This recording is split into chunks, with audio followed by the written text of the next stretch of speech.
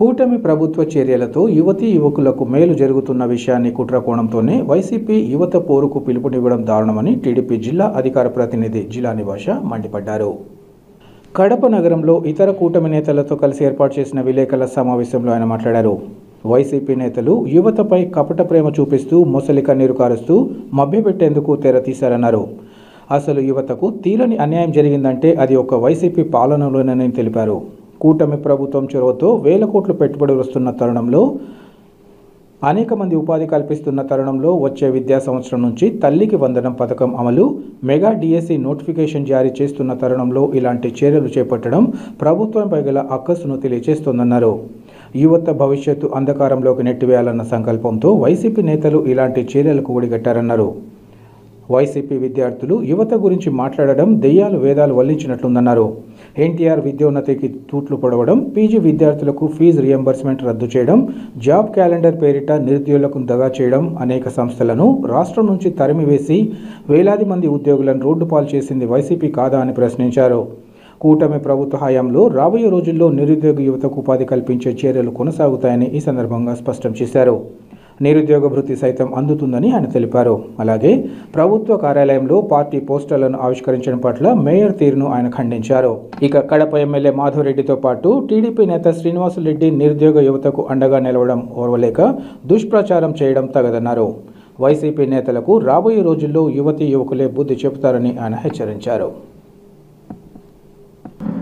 YSR Congress party నాయకులు యువతీ యువకులపైన కపట ప్రేమ చూపిస్తూ మొసరి కన్నీరు కారుస్తూ యువపోరు అని పోస్టర్లను ఆవిష్కరిస్తూ మభ్యపెడుతున్నారు. ఏదో గత ప్రభుత్వంలో యువకులకు వీళ్ళ ప్రభుత్వం ఉద్ధరించినట్టు ప్రగల్భాలు పలుకుతున్నారు. వాస్తవంగా చెప్పాలంటే యువతీ యువకులకు తీరని అన్యాయం జరిగిన హాయం ఏదైనా ఉందంటే అది గత వైఎస్ఆర్ కాంగ్రెస్ పార్టీ ప్రభుత్వం హయాంలోనే తీరని అన్యాయం జరిగింది.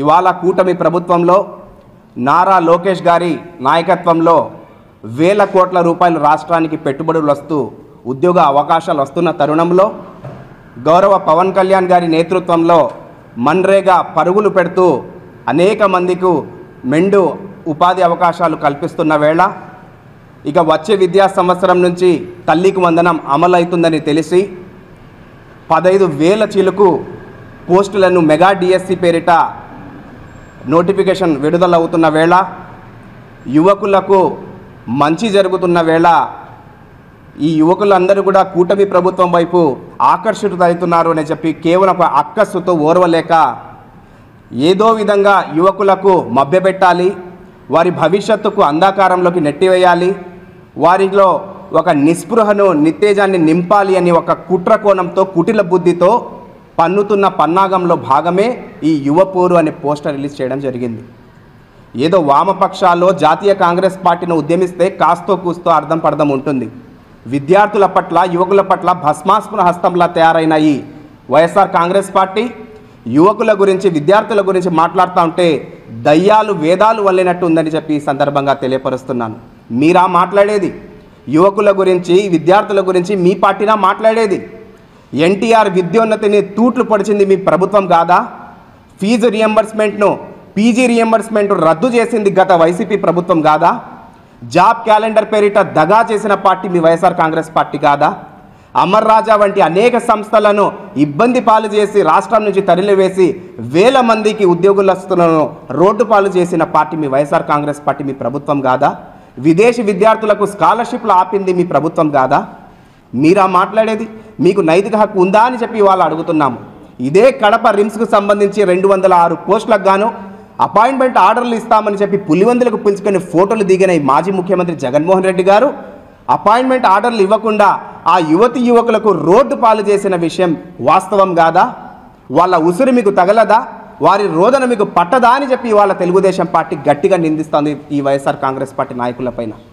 కాబట్టి యువకులను హింస వైపు దారి మళ్లించే విధానాన్ని ఆపండి, యువకుల్లో నిస్పృహ నిత్తేజాన్ని నింపాలనే ఒక కుటిల బుద్ధిని మీరు ఆపండి అని చెప్పి ఇవాళ తెలుగుదేశం పార్టీ యువకుల తరపున మిమ్మల్ని తెలియపరుస్తున్నాము.